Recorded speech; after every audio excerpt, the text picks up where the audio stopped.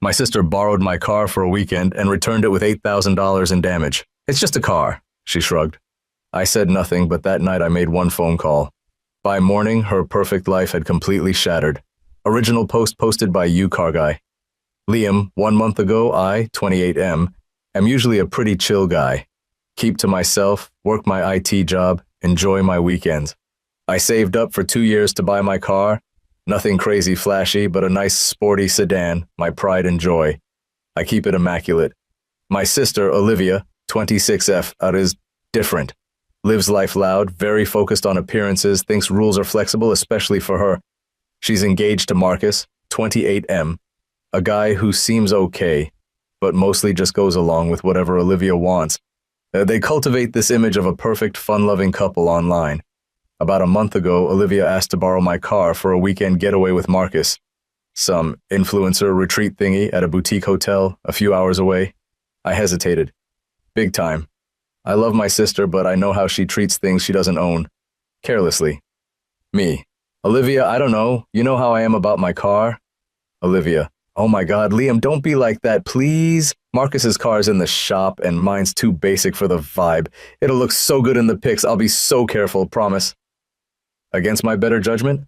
I agreed. Laid down the law. She drives, no one else, be careful, bring it back clean Sunday night. She rolled her eyes, but agreed. Sunday night rolls around, 11 p.m. She finally pulls up. I hear it before I see it. A weird scraping sound. My stomach drops. I go outside. The entire passenger side is effed. Long, deep scratches down both doors, a massive dent in the rear quarter panel. Cracked taillight. Scraped alloy wheel.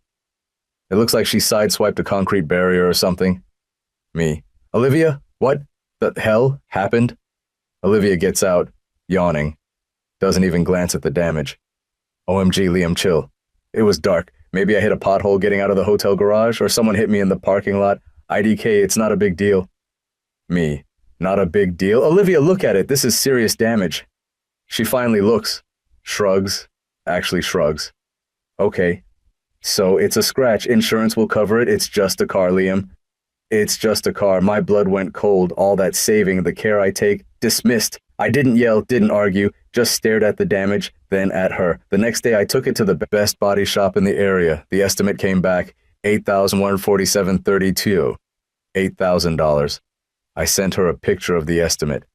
Her reply, LOL, no way. They're ripping you off. Tell them to fix the scratch, not replace the whole side. Anyway, can't pay that. I called her. Me. Olivia, this is the cost. You caused the damage. Olivia. Well, I didn't cause it. Something happened, and I don't have $8K lying around. Just file the insurance claim. Me. My deductible is $1,000, and my premiums will skyrocket because you were driving. Olivia. Annoyed sigh. So, what am I supposed to do? Pull money out of thin air? It's just bad luck. You have savings, right? Just cover the deductible. God, why are you making this such a drama? Me. It's not just a car, Olivia. It's my property, and you wrecked it and expect me to foot the bill. Olivia. Whatever, Liam. You're being petty. Like, I gotta go. Click. She hung up on me. I stood there, estimate in hand, listening to the dial tone. Petty? Okay. That night, I sat on my couch thinking about her entitlement. Thinking about Marcus, who was with her, and how he just let her brush it off, thinking about something else she'd casually mentioned when trying to convince me to lend her the car, something about Marcus also borrowing a vehicle for the weekend, because his was in the shop, not his other car. A company vehicle. He works in sales, has a company car for client visits during the week, but she'd laughed about how they had his and hers borrowed cars for their fancy trip. I picked up my phone. I made one call, not to my insurance, not to my parents, to the general number for Marcus's company's corporate headquarters. I asked for fleet management or HR. Didn't matter who picked up. I didn't give my name. I simply stated that I had observed one of their company vehicles, license plate XYZ. Yep, I'd clocked it parked down the street when they left, being driven erratically over the weekend, far from any likely business use. Mentioned it seemed to be parked overnight at a leisure destination, the hotel. Added a careful, I can't be sure, but the driver seemed potentially impaired late Saturday night when I saw them returning to the hotel parking lot. Stuck to observable facts and plausible concerns about company liability and misuse of assets, the person on the other end was very interested. Took down the details, plate number, dates, location, thanked me for my concern. I hung up. Stared at my phone, took a deep breath.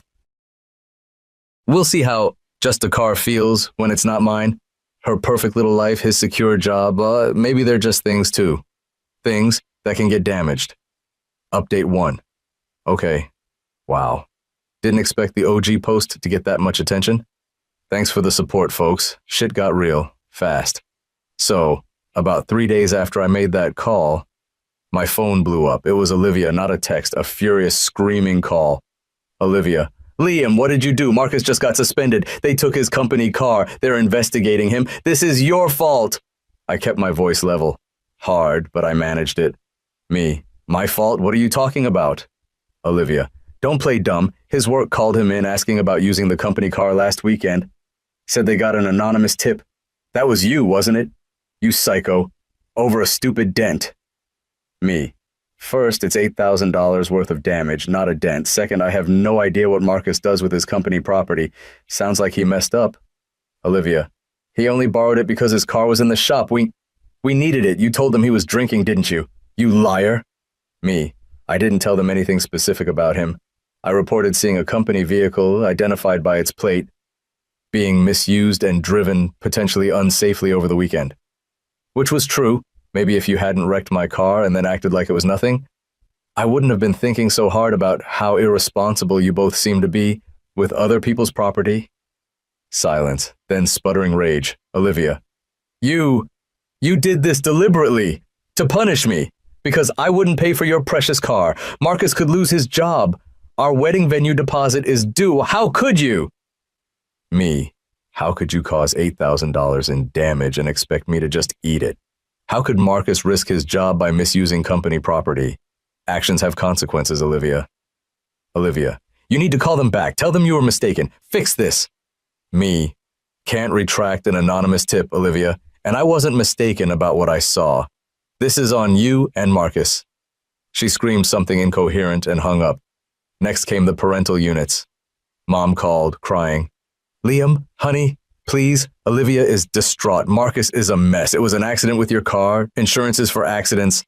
And this thing with Marcus's job, can't you just smooth it over for family? Me. Mom, she refuses to even pay my deductible. She shrugged off $8,000 damage. And Marcus broke his company's rules. I didn't make him do that. I'm not smoothing this over. She needs to pay for the damage she caused. Dad got on the phone later, quieter. Son, your mother's upset. Olivia is Olivia, but this is serious with the young man's job. Are you sure you did the right thing? Me. Dad, she wrecked my car and laughed about it. Then I find out they're joyriding in a company car too? Yeah, I'm sure. Someone needs to learn about responsibility. He sighed. Just be careful, Liam. This is messy. Olivia, meanwhile, went full passive-aggressive online. Vague posts about toxic family members and people who get jealous of your happiness, and betrayal over material things. Her little clique of friends jumped right in, commenting stuff like, some PPL just can't stand seeing you happy, simp, and cut off that negativity, girl. LOL. Okay, my car is in the shop now. Looks like it'll be there another week or two. Still haven't seen a dime from Olivia. Haven't heard anything concrete about Marcus's job, but suspension pending investigation doesn't sound good. Feeling kinda numb. Part of me feels guilty seeing Mom so upset. But mostly, I feel calm. Like, yeah, this sucks. But she crossed a line, a big one. You don't destroy someone's property and then mock them for caring. Update 2. Well, the other shoe dropped. Hard. Marcus got fired. Apparently, the investigation didn't just confirm the unauthorized weekend use. Because the company was now looking closely, they found records showing he'd fudged mileage logs for months, expensed personal trips as business travel. The anonymous tip about the weekend getaway was just the thing that unraveled it all. He didn't just break the rules that weekend. He had a pattern. Bye-bye job, bye-bye company car, bye-bye steady income stream that funded their perfect life. Olivia went nuclear. First, the texts and calls. Vicious. Accusing me of ruining her life, being a jealous monster, deliberately sabotaging them. Said I'd pay for this. Then she showed up, hammering on my apartment door Saturday morning. Marcus was with her, looking pale and pissed off. I opened the door maybe 6 inches. Olivia, pushing past me. You need to fix this, Liam, now! Me. There's nothing to fix, Olivia. Get out of my apartment. Marcus. Dude, seriously, over a car? They fired me because of your call. Me. They fired you because you misused company property and apparently lied on expense reports for months. My call just pointed them in the right direction. Did you think that wouldn't catch up to you eventually? Olivia. Tears? But angry tears. He made one mistake with the car. And a few tiny expense things. Everyone does that. You are trying to destroy us because you're miserable and alone and jealous of what we have. Me. What you had, Olivia. Built on carelessness and apparently deceit. And let's not forget, this started because you trashed my car and refused to take responsibility. You caused $8,000 in damage, treated me like dirt and expected zero consequences. Did you think I'd just roll over? Marcus actually tried to downplay the car thing again. Come on, man, $8K is what the shop quoted you and we could get it fixed cheaper. It wasn't that bad. I just stared at him. The audacity. Olivia started demanding money, not for the car, for them. Olivia. You owe us. You got Marcus fired. You need to help us. Mom and Dad won't give us enough to cover rent and the wedding deposit. You have savings. You have your stupid car. You need to give us money until Marcus finds something else. That's when I pulled out the envelope I'd prepared. Me. Actually, Olivia, you owe me. Here. I handed her the papers. Official copies. I'd filed in small claims court last week for the $8,147.32 plus filing fees. Her face went white, then red. She crumpled the papers. Olivia, you're suing me? Your own sister? Me, you damaged my property and refused to pay. This is the next logical step. Behave irresponsibly, face the consequences. Marcus, you asshole, we'll fight this. Me, good luck with that. I have photos, the estimate, your texts admitting you were driving and refusing to pay. Now get out of my apartment before I call the cops for trespassing. They finally left. Olivia screaming threats and insults, Marcus dragging her away. Since then, it's been hell with some of the family. Mom is barely speaking to me, just texts short, guilt-trippy messages. One aunt called me vindictive. Olivia's friends are basically running a smear campaign on social media. Luckily, my profile is private. They're trying to make me the villain because I checks notes, expected someone to pay for the damage they caused and reported illegal activity. Make it make sense. Dad called again, though. Heard you filed the lawsuit, he said. Pause. Good, she needs to learn. That actually meant a lot. It's draining, Angel. Some nights I barely sleep thinking about the family drama, but then I think about Olivia's smug shrug. It's just a car. And I know I'm doing the right thing. They tried to play dirty, guilt-tripping, demanding money from me after they screwed up. Nah, game on. Final update. It's been about 6 months since the whole saga started. Feels like a lifetime ago. Got my car back from the shop about 4 months ago. Good as new. Driving it feels normal again, which is nice, and the court date was 2 months back. Olivia showed up with Marcus. No lawyer. Couldn't afford one, I guess. She tried to argue everything. Claimed she didn't cause all the damage. Maybe some was already there. It wasn't. I had pics from the day before she took it. Claimed the estimate was inflated. Claimed I was just doing it out of spite because I got Marcus fired. Judge literally rolled her eyes at that. I presented everything calmly. Before, after photos with timestamps, the body shop estimate, itemized, copies of her texts where she admitted driving, dismissed the cost, and refused to pay. My insurance statement showing the $1,000 deductible I paid. The judge didn't take long. Judgment for me. Full amount, $8,147.32. Plus, court costs. Boom. Olivia apparently had a meltdown outside the courtroom. Didn't see it myself, my dad told me later. He showed up for support, which was huge. So, where are they now? Not great. Marcus apparently struggled to find a new job in sales with a terminated for cause on his record, especially related to misusing company assets. Last I heard, he's doing gig work, driving for a rideshare company. Huge pay cut, and they lost the apartment they were renting. Had to break their lease. More fees. The fancy wedding is off indefinitely. No deposit back. Olivia had to sell a bunch of her designer bags and clothes online. She apparently tried hitting up Mom and Dad constantly, but even they reached a limit, especially after Dad started siding with me more openly about the accountability aspect. Olivia hasn't paid a cent of the judgment, obviously. My lawyer friend advised waiting the requisite period and then filing for wage garnishment. Olivia apparently got a part-time retail job recently. It won't be much, but she will pay. Every paycheck, a little bit will come to me until that 8K plus is settled. It might take years. I don't care. It's the principle. Family stuff is awkward.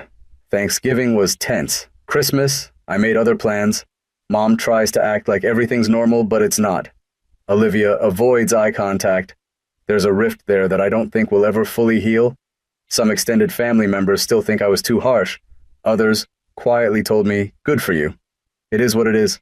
You find out who really has your back, or at least respects boundaries, when shit hits the fan.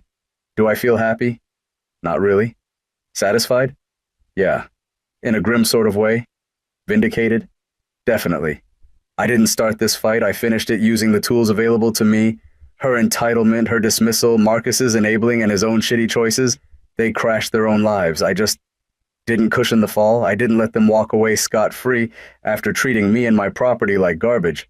Someone in the comments on my first post said, entitled people rarely learn unless the consequences hit them directly and unavoidably. Seems about right. Olivia still hasn't apologized or acknowledged wrongdoing. According to Mom, she still blames me for ruining everything. Fine. Let her. Me. I'm moving on, focusing on work, planning a solo road trip in my beautifully repaired car, hanging out with friends who respect me. I learned a valuable, albeit painful, lesson about boundaries, family, and the quiet effectiveness of a single, well-placed phone call. You don't need to scream to be heard. Sometimes the system works exactly as intended. Her perfect life shattered because it was built on sand. Mine's built on something a bit more solid. And my car, it's locked safely in my garage. No one's borrowing it anytime soon.